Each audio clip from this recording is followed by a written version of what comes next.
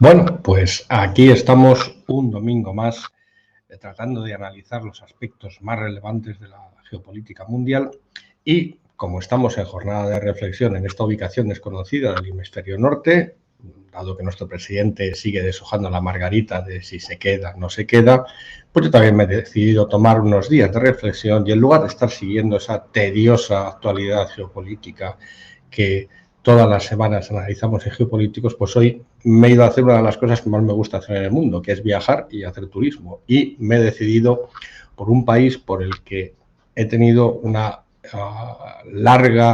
larguísima historia de amor desde hace muchísimo tiempo al que no he podido ir, que es Perú.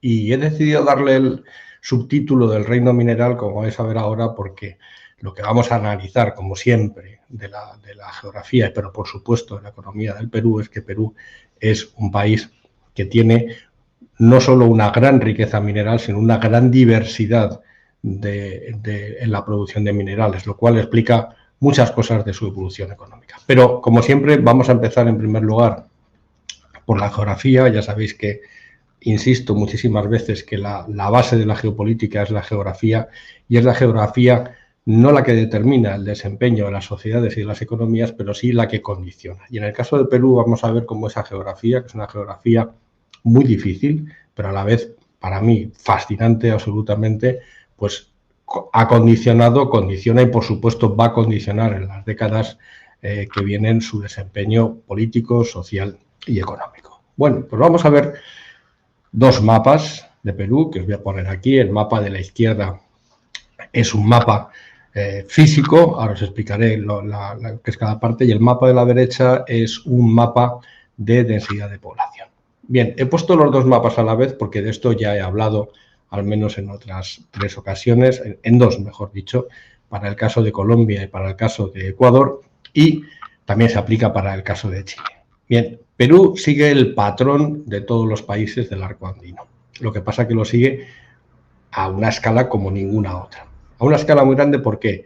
Porque es un país muy grande. En términos de superficie es el 19º país del mundo, pero para que os hagáis una idea, la superficie total del país es más o menos, no es exactamente así, pero es más o menos igual a la superficie si sumamos Francia, que es el país más grande de la Unión Europea, España y Portugal. Eso para que os hagáis una idea de la dimensión tan colosal que tiene el país. Y luego, al igual que Ecuador y al igual que Colombia, es un país que está marcado por una cordillera, que es la cordillera de los Andes, y que delimita claramente, lo podéis ver, lo voy a poner en grande para que lo veáis bien, el mapa delimita claramente las 3 regiones. Tenemos una región costera, que es muy estrecha, que representa aproximadamente el 10% de la superficie total del país. Tenemos una región montañosa, que es la espina dorsal de los Andes. Fijaros, por favor, ahora, porque luego hablaremos de ello, de cómo se ensancha hacia el sur. Esa espina dorsal de los Andes representa más o menos aproximadamente el 18% el 28% del total de la superficie del país, que es muchísimo para ser una cadena montañosa, y luego el resto, aproximadamente un 62%, es selva amazónica. Y arriba, ahora no lo apreciaréis, pero probablemente no todos los mapas que voy a poner después, si lo veréis, hay una ciudad en el extremo nororiental del país que se llama Iquitos, y esta ciudad, luego os contaré una batallita de esta ciudad, estuvieron unos amigos míos allí hace muchísimos años. Esta ciudad es la única, o por lo menos una de las pocas grandes ciudades del mundo que no está comunicada por tierra con ningún otro lugar. La única forma de entrar y de salir de Iquitos es o bien por vía aérea o por vía fluvial a través del Amazonas. Bien, esta orografía explica en gran medida por qué la población se concentra como se concentra. Fijaros que el patrón que sigue es el mismo que sigue en Mesoamérica, el patrón que sigue en todo el arco andino, es el patrón que sigue en Ecuador, que sigue en Colombia y que sigue en Chile. La población se concentra en las zonas montañosas.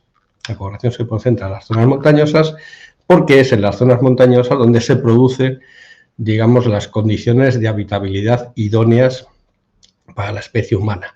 ¿Por qué? Porque hay agua. Y en el caso de Perú es todavía más llamativo porque por una combinación de factores climáticos, el hecho de que el anticiclón del Pacífico Sur esté justo enfrente de Perú y que además toda la costa de Perú esté recorrida por una corriente que va de sur a norte, que es la corriente de Humboldt, que es una corriente fría, lo que hace es que la zona costera de Perú sea una zona bastante árida, en la cual, por supuesto, no escasean las precipitaciones, ni muchísimo menos. Entonces, fijaros que en la zona más al norte, en la zona más ecuatorial, que es una zona que recibe un poco más de precipitación, sí se produce una mayor densidad de población, pero donde no se produce esa mayor densidad de población es en las zonas más anchas de la costa al sur, porque esa zona es un desierto frío que ya es el inicio del desierto de Atacama que comparte con Chile.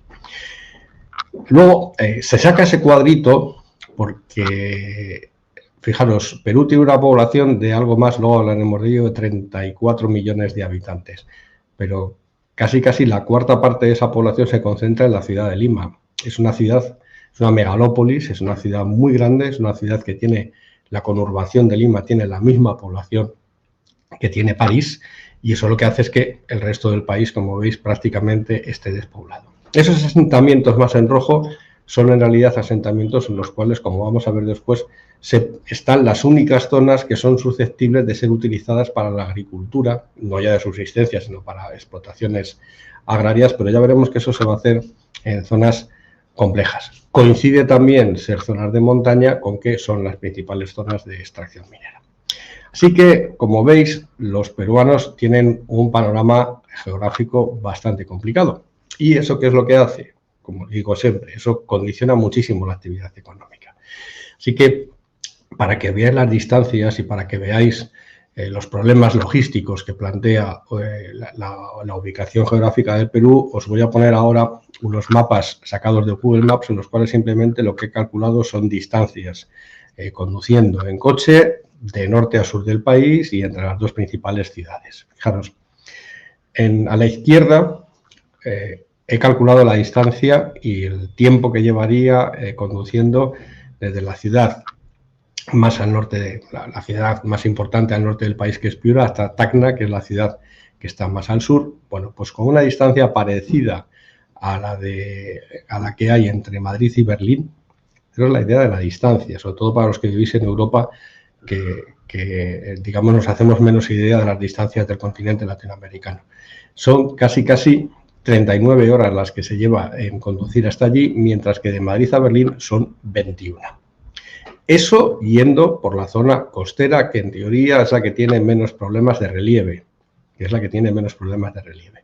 Ahora, en el gráfico de la derecha, en el mapa de la derecha, mejor dicho, lo que he calculado ha sido el tiempo y la distancia que llevaría a recorrer entre la capital del país, Lima, y una de las ciudades más importantes de Perú, que es Cusco, según como la grafía que se utilice.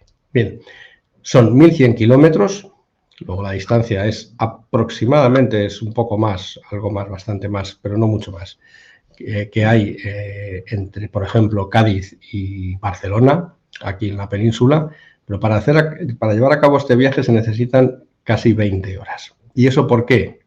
Pues fijaros, porque en menos de 1.000 kilómetros se salvan casi 4.000 metros de desnivel. Cuzco está a 3.400 metros sobre el nivel del mar. Para los que vivís en la península ibérica, eso significa que Cuzco está a la misma altura que el pico más alto de la cadena pirenaica, que es el Aneto, que son exactamente esos 3.400 metros sobre el nivel del mar. Luego imaginaros, valles, bajas, subes, vuelves a subir otra vez, vuelves a bajar. Hay un cañón en Perú que tiene la cota mínima del cañón está a 34 metros por debajo del nivel del mar, es incluso más bajo que el cañón del Colorado, y eso nos da una idea de los problemas que tiene la actividad, el desarrollo de la actividad económica en el conjunto del país. Lo que tenemos es un país enorme, con muy baja densidad de población, con poblaciones dispersas, salvo la concentración que hay en la capital, y con comunicaciones muy costosas de desarrollar. No es que sean difíciles, es que el hecho de que tengan esa dificultad las hace muy costosas. Bueno, ahora vamos a pasar un poco a la economía, vamos a hacer el repaso habitual que hacemos de las grandes cifras. Aquí tenéis la evolución del PIB en dólares constantes de 2015, miles de millones de dólares. Bueno, arriba, en azul, es el PIB de Chile, abajo, el rojo, es el PIB de Perú. Y luego también he recogido pues, otros dos países próximos del arco andino, como son Bolivia y Ecuador. Bueno, pues como podéis ver, no tanto el nivel, es verdad que el nivel del PIB es más bajo de Perú que el de Chile, pero lo importante es que veáis el patrón de crecimiento. El patrón de crecimiento de la economía peruana es muy parecido al de la economía chilena, por lo que ya os he ido avanzando, y es que es una economía que depende muchísimo de la industria extractiva, de la industria minera, y eso hace que su evolución del PIB dependa de la evolución del precio de los minerales en los mercados internacionales. Me ha llamado también muchísimo la atención, y eso ya daría lugar para algo más que investigar que un vídeo de estas características, y es que, fijaros, hasta 1990 el nivel total del PIB peruano era superior al chileno. Es a partir de 1990 cuando se produce el gran crecimiento de la economía chilena y también el gran crecimiento de la economía peruana, pero va un poquito más lenta, va un poquito despacio. Bueno, luego analizaré estas razones. Aquí, pues el mismo ejercicio que hago siempre, ponemos el contador, en este caso en 1974 a 100 de ese PIB para ver cuál ha sido la evolución, y la verdad es que las cifras de Perú son buenas porque ha multiplicado en estos 50 años el PIB por 3,8. Claro, es que el atípico que nos digamos, perturba la muestra es Chile, porque Chile se ha multiplicado por 6,5, pero 3,8 de crecimiento de PIB en 50 años, la verdad es que no está absolutamente nada mal. Esto lo voy a poner un poquito más grande, pues si no, no vais a ver los números. Es la evolución de la población. La evolución de la población es una población muy dinámica, es una población que no ha envejecido o no es previsible que envejezca a corto plazo. Ahora mismo Perú es el país que tiene la mayor población del arco andino después de Colombia, son 34,05 millones de habitantes en 2022, según los datos del Banco Mundial. Bastante más que Chile, bastante más que Bolivia, bastante más que Ecuador, y aunque no es la población que más ha crecido, la verdad es que es un crecimiento demográfico importante. Chile ha crecido menos demográficamente, y eso nos va a explicar por qué la evolución de la renta per cápita de la economía chilena ha tenido, digamos, el aspecto que vamos a ver ahora mismo, que es este. Y es que la renta per cápita chilena, por esa combinación de dos factores, que es mayor crecimiento económico y un menor crecimiento de la población, se ha multiplicado por 3,5, que está bastante bien, mientras que la peruana, estoy con Chile yo, la peruana en estos últimos años se ha multiplicado por 1,7, que no está nada mal, teniendo en cuenta que la población se ha multiplicado por más que por 2 en estos últimos 50 años. Pero es verdad que a países, digamos, con patrones, digamos, con condiciones geográficas, no voy a decir iguales, pero sí similares y con unas condiciones económicas de base parecidas, pues la verdad es que la distancia es importante. Aquí en la siguiente diapositiva lo que os he reflejado es, bueno, pues esa mayor productividad de la economía chilena, y es que el Producto Interior Bruto por persona empleada en Perú ahora mismo, en el año 2022, según los datos del Banco Mundial, son $24.000 de 2015, y la chilena es casi el doble, es más del doble, son 57.000. Entonces hay factores y hay elementos, por supuesto, que explican esta menor productividad de la economía peruana, pero no son, lo vamos a ver ahora, no son los factores que tenéis todos en la cabeza. Es que el gobierno es un desastre, es que la corrupción, es que los políticos, es que, bueno, todas esas cosas ya las analizamos suficientemente en el canal de Geopolinómicos, y aquí, digamos, lo que intento centrarme siempre es en las tendencias, en las trayectorias de base. Y esas trayectorias de base operan y son independientes de lo que hagan nuestros políticos. Esto es así. Fijaros, habéis visto que aunque en un nivel más bajo, el crecimiento de Perú y la evolución, del PIB de Perú y de Chile es muy similar, porque sus condiciones de base son muy similares. Digamos, lo que hacemos las personas con esas condiciones de base, pues puede subir más, puede subir menos, pero las condiciones son las que son. Y las de Perú son, lo vamos a ver después con un poco más de detalle, siendo similares, son peores que las de Chile. Siguiendo con el repaso que hacemos de las cifras, bueno, pues aquí lo que se ve es que la economía peruana sigue teniendo un importante sector primario, un 7,8% del PIB, pero esto no tiene poco o casi nada que ver con que sea una economía poco desarrollada, sino tiene que ver con cosas que veremos después relacionadas con el propio dinamismo de este sector agropecuario peruano. Tenemos arriba el sector servicios, que representa un 50%, más o menos, que es bajo comparado con los estándares de las economías más avanzadas, y tenemos a la industria, que representa el 34%. Bien, cuidado con el sector industrial, tal como lo recogen los datos del Banco Mundial. Ese 34% del PIB de la industria incluye lo que veis abajo, incluye las manufacturas, que es el 11%, que está más o menos al nivel que España. España está en el 13% aproximadamente. Incluye la construcción, el sector de la construcción y, por lo tanto, todo el sector relacionado con el sector de la vivienda, e incluye también la minería. La minería está incluida aquí. Y eso explica por qué tenéis ahí ese 34% de porcentaje de PIB del sector de industria y esa diferencia de casi 23 puntos porcentuales entre la manufactura y la industria. Y es que aquí lo que tenemos es el segundo gran filón de crecimiento de la economía peruana, que es la industria minera, la industria extractiva minera. Bien, queda poco ya para terminar con este análisis macroeconómico. Solo daros algunas pinceladas nada más de lo que por qué tiene este comportamiento la economía peruana, para pasar después a hacer un análisis un poco más en profundidad de las peculiaridades que tiene y que lo hace diferente respecto a los países del arco andino. Fijaros, aquí lo que tenéis es el porcentaje en PIB de las rentas procedentes de la explotación de recursos naturales. Fijaros, en Chile es superior, es casi un 17% del PIB, mientras que en Perú es solo el 12,7%. Pasa que estas cifras hay que tomarlas con relativa cautela en su interpretación, porque, por ejemplo, os voy a poner aquí una tabla, esta que ya me sirve como pase hacia el análisis más en profundidad de la economía peruana, y en esta tabla ya empezamos a ver cosas. Fijaros, en esta tabla lo que podemos ver, he puesto España abajo para que os hagáis una idea de lo que es un país que tiene unas condiciones geográficas distintas a las que tiene Perú y a las que tiene el resto del arco andino. Fijaros, la superficie cultivable es el 3,4% de la superficie total de Perú. Tiene menos superficie cultivable que Bolivia, tiene menos superficie cultivable que Ecuador. Es verdad que Chile todavía tiene menos, tiene 1,8%, pero comparado con España, que es un país para los estándares europeos bastante montañoso, bastante agreste, la superficie cultivable en España es el 23% del total de la superficie.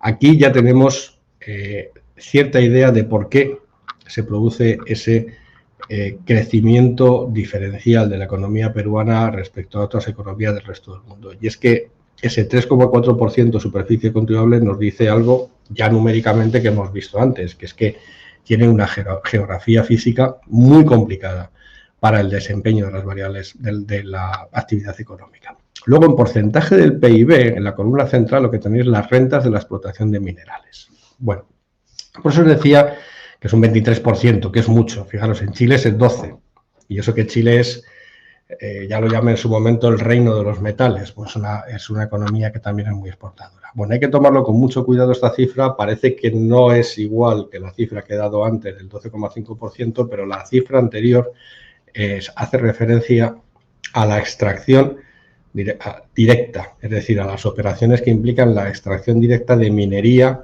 de las minerías del cobre, luego veremos los minerales que hay, o de la plata que hay en Perú. Mientras que las rentas esto es rentas de la industria minera, es decir, lo que representa no solo la extracción, sino también el procesamiento y el transporte y la logística, todo lo que implica esa industria en el PIB, que es el 23% del PIB. Por eso he puesto el subtítulo de que Perú es el reino de los minerales, porque y no de los metales. Tiene metales, pero tiene otros minerales. Y luego un tercer factor que explica también el por qué tenga esta estructura productiva la economía peruana, que lo tenéis a la derecha del todo, es el volumen de las capturas pesqueras en toneladas. Bueno, si los que vivís en España os pensabais que España era una gran potencia pesquera y que tenía una gran flota y que andaba pescando por ahí por el mundo, pues ya veis ahí que no llegamos ni a la altura del tacón de los zapatos a Perú, porque prácticamente multiplica por 10 las capturas que realiza. ¿Y eso a qué se debe? Bueno, pues eso se debe a la situación geográfica de Perú, y es que esa ubicación en la corriente fría de Humboldt lo que tiene son unos caladeros inmensos y es un auténtico líder de la industria pesquera, por supuesto, pero también de procesamiento del pescado, de la producción de harinas de pescado y de aceite de pescado mundial. Y eso, digamos, se añade en lugar de añadirse a la industria como sector secundario, esto se añade al porcentaje de las actividades del sector primario, agrario y pesquería. Pero es cierto, Perú, digamos, y vamos a decirlo así, su primer negocio es la industria minera, el segundo, desde luego, es la industria pesquera. Avanzando un poco más y entrando ya en los detalles, pues os voy a contar un poco, pero muy por encima, unas pinceladas de la importancia que tiene ese sector en Perú y la importancia que tiene para la economía mundial. Me ha parecido el informe, el anuario que hace el Instituto Geológico, Minero y Metalúrgico de Perú y los mapas que hace me han parecido absolutamente espectaculares. Tengo que decirlo, voy a utilizar sus datos además porque están muy bien presentados, muy bien organizados, son muy precisos y la verdad es que da gusto leer un informe así. Os he puesto no sé si eres capaces de verlo luego en el vídeo, os he puesto la copia del link. Fijaros, ese es el mapa que ha levantado el Instituto Geológico, Minero y Metalúrgico de Perú de las áreas en las cuales hay explotaciones o se prevé que haya explotaciones mineras en los próximos años. Es imposible que veáis los minerales que están a la izquierda, pero las zonas que están en naranja, por ejemplo, son plata, las zonas que están en amarillo son zinc, que son dos de los principales metales que exporta a Perú. Y como veis, este mapa, que va a coincidir con las zonas en las cuales hay superficie cultivable, que lo vamos a ver inmediatamente después, son las zonas en las cuales se produce mayor densidad de población. O ahí tenemos esa doble conjunción de superficie cultivable disponible con actividad extractivo-minera en las montañas de los Andes. ¿Y qué minerales produce Perú? Bueno, la verdad es que es una auténtica pasada. Es una auténtica pasada. No hagáis mucho caso de ese dato porque, de nuevo, las cifras bailan. Si antes he dicho que la industria minera representaba el 23% del PIB, aquí el Instituto Geológico dice que es el 8,3%, pero de nuevo, lo que sucede es que ellos solo recogen la información de lo que se refiere a la mina propiamente dicha, no a lo que pasa una vez que el mineral sale de la mina. Y la verdad es que en el ranking mundial la cifra de Perú es absolutamente, no diría de liderazgo, pero desde luego de un país crítico para el abastecimiento de minerales de la industria mundial. Tiene las segundas reservas mundiales más grandes y la producción, mejor dicho, de cobre por detrás de Chile. Zinc es el segundo productor mundial también, de plata es el tercero, de estaño es el cuarto, de plomo es el quinto y así sucesivamente. La columna de la izquierda lo que tenéis es el ranking en Latinoamérica, pero realmente a la derecha de oro es el 10%. La verdad es que luego por minerales las cifras, os puedo poner aquí estas son las reservas mundiales, tienen las quintas reservas mundiales de oro, las terceras del mundo de cobre y las primeras de plata. Y aquí las cifras, esto es en producción mundial de metales preciosos. El segundo productor produce el 11% de todo el cobre que se extrae en el mundo, el 3,1% del oro, el 10% del zinc,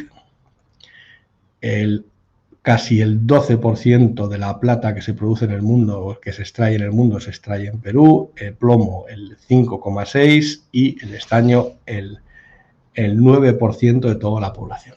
Bueno, de toda la producción mundial, quiero decir.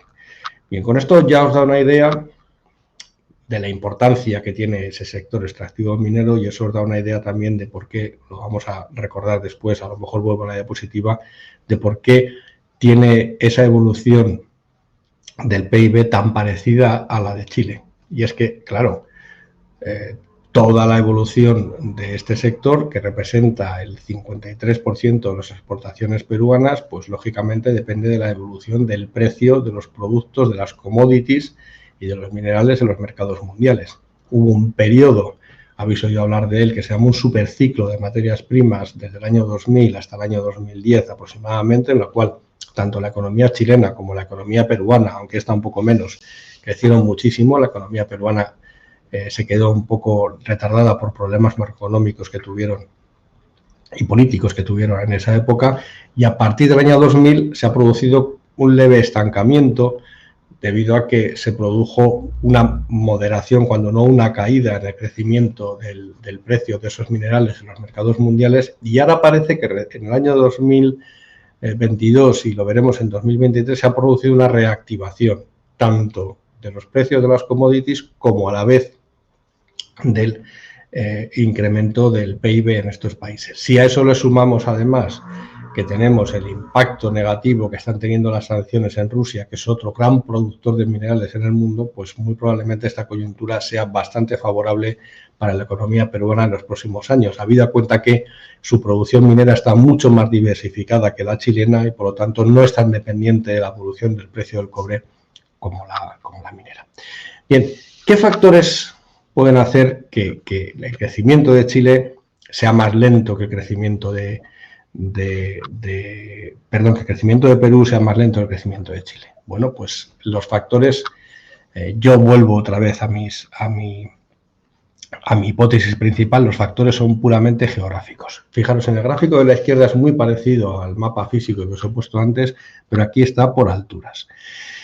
Y he abierto la miniatura con una foto, que la podéis volver a ver después, arriba a la derecha, que aparece del Nevado Huascarán, que es un pico de 6.700 metros. Y ahí empieza la batallita que os quería contar, porque hace muchísimos años, no había terminado todavía de estudiar la carrera, estuve a punto de participar en una expedición que se organizó en la universidad para ir a escalar en ese macizo, en el macizo del Huascarán. Éramos muy pequeños todavía, no nos atrevíamos con el Huascarán, que es un pedazo de pico, pero bueno, sí que nos íbamos a atrever con el Alpamayo. Yo al final, por razones varias, no pude ir, pero mis amigos sí que fueron al macizo del Huascarán y fueron a Iquitos también, fueron a recorrer en piragua parte del Amazonas. La verdad es que me dio muchísima pena no poder ir y tengo que volver. Por eso os he puesto en la miniatura de inicio la foto del Huascarán. Bueno, como os decía, que me enrollo. Esa mancha blanca que veis tan grande a la izquierda, esos son alturas sobre el nivel del mar superiores a los 3.000 metros. Es decir, la mayor parte del territorio de la cadena montañosa de los Andes en territorio peruano está por encima de las cotas más altas de los Pirineos, aquí en la península ibérica. Justo esas zonas, que están por encima de 3.000 metros, son las zonas en las cuales, a la derecha lo tenéis, se concentran las zonas cultivables, las zonas agrarias de Perú. ¿Por qué? Porque es donde hay agua y es donde hay mayor precipitación, y además se concentran las zonas mineras. Fijaros que este mapa casi coincide exactamente con el mapa de densidad de población que veíamos al principio. Bien, imaginaros lo que supone el desarrollo económico y la logística de la actividad económica cuando se realiza a más de 3.000 metros y cuando tu salida natural al mar, que es el puerto del Callao, que está al lado de Lima, que es uno de los grandes puertos del Pacífico Sur, es un puerto enorme, además de aguas profundas, tiene un calado, creo recordar, de 16 metros aproximadamente.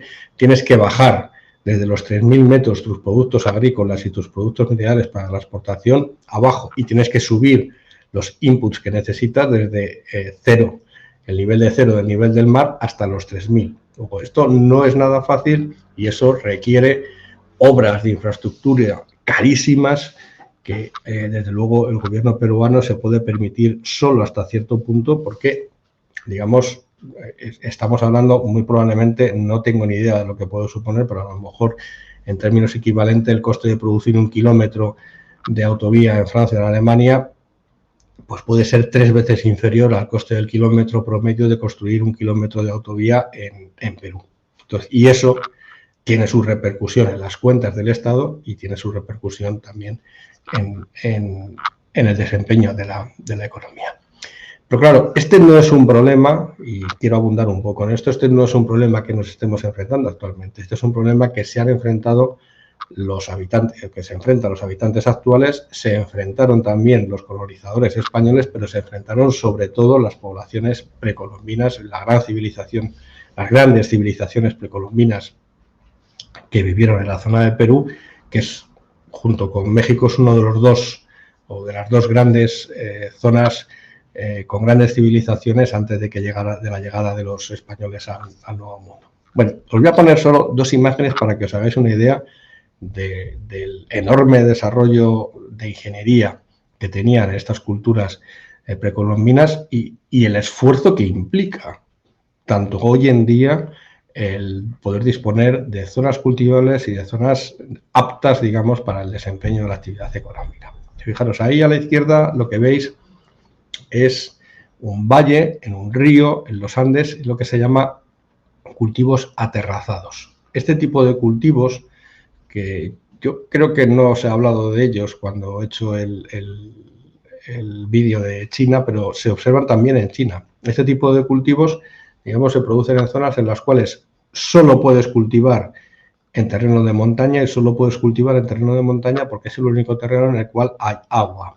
Tienes el río arriba, tienes esas zonas aterrazadas para evitar que las precipitaciones arrastren los cultivos al río porque están en pendiente, y lo que tienen desarrollado son sistemas de regadío, captan aguas arriba del río para poder regar esa zona. Bueno, todo esto se hace en época precolombina y os podéis imaginar el esfuerzo, el trabajo y sobre todo el ingenio de las personas que vivían en esa época para poder desarrollar estos cultivos a gran escala. A la derecha veis pues uno de los caminos incas que recorrían, no podían hacer calzadas, entonces todo el imperio estaba recorrido por caminos de estos que eran prácticamente a base de escalones. Imaginaros lo que supone de inversión el desarrollar toda esta red viaria. He puesto esta imagen con al fondo esa montaña para que no perdáis de vista que estamos hablando de montañas muy importantes, de montañas muy altas, y esto es algo que en parte, yo estas cosas las tomo con muchísimo cuidado, pero algo puede haber de razón en la hipótesis de Jared Diamond, que es un autor que he leído mucho y me gusta mucho cómo escribes. Hace divulgación, no son trabajos realmente científicos, pero es verdad que recoge un abanico enorme de evidencias científicas, y entonces la hipótesis que hace es que las culturas americanas, la mesoamericana y la andina, no desarrollaron la rueda porque no les valía para nada. La rueda lo puedes usar en las planicies, lo puedes usar en las grandes llanuras que hay en el norte de Europa, en varias regiones de la península ibérica, por supuesto en Mesopotamia y en Egipto, porque tienes mucho terreno llano, pero los carros, la hipótesis de Diamond es que en una orografía como esta pues eran de relativamente poca utilidad, porque a tener que subir el peso de los productos o de bajarlos, tienes que poner además delante el peso del carro, y tienes que hacer una infraestructura viaria apropiada para esos carros, cual en estas condiciones no es nada fácil de hacer. Y esto, que son unas terrazas en el Valle de Moray, esto lo he leído hace poco para preparar el vídeo, me ha parecido curiosísimo porque hay arqueólogos que estiman que este sistema de terrazas fueron de los primeros laboratorios, vamos a decirlo así, agropecuarios de la región y probablemente casi del mundo, porque se hicieron deliberadamente para experimentar con plantas. Hay un debate muy interesante donde se sitúa el origen y cuando se domesticó, vamos a decirlo así, el tomate. Yo tenía la idea de que el tomate lo desarrollaron las culturas andinas, pero por lo que he estado leyendo parece ser que no, parece ser y hubo un intercambio bastante fructífero entre la cultura azteca y la cultura inca, perdón, para el desarrollo del tomate, pero lo que sí que seguro es que los habitantes precolombinos de Perú desarrollaron la patata, y la patata sí que es un cultivo de difusión prácticamente mundial. Pero fijaros en las terrazas y fijaros en la estructura de los cultivos. Es muy poco el terreno llano que tienen y por lo tanto todo es más caro. ¿Qué ventaja tienen respecto de otras zonas que tienen agua potable? Ese agua potable no está disponible en las zonas de selva amazónicas, ese agua potable no está disponible en las zonas costeras, con lo cual tampoco puedes plantearte un desarrollo de una gran actividad industrial alrededor de los puertos. Tienes una gran megalópolis, en este caso que es Lima, pero digamos que no tienes ese rosario de pequeños puertos con mucha actividad comercial e industrial que se desarrolló en el Mar Báltico y en el Mar del Norte a lo largo de la Edad Media, por ejemplo, porque la tierra circundante no daba para ello. Y eso, a mi juicio, explica el hecho que por qué ese desempeño en términos de PIB de Perú, aunque el patrón es parecido al de Chile, es ligeramente inferior. Y es que hacer las cosas en Perú es más caro. Y bueno, termino como siempre con esta recomendación: suscribiros al canal. Eso es una de las cosas que quiero hacer ahora que se aproxima mi edad de jubilación y siempre y cuando nuestro sátrapa in chief me dé permiso, que es hacer uno de los cruceros que salen de Iquitos por el Amazonas, porque debe ser una auténtica pasada, que es la otra parte que me quedé por hacer de aquella expedición hace un montonazo de años que no pude ir. Y lo dicho, suscribiros al canal. Pues muchísimas gracias por vuestra atención y hasta la siguiente entrega.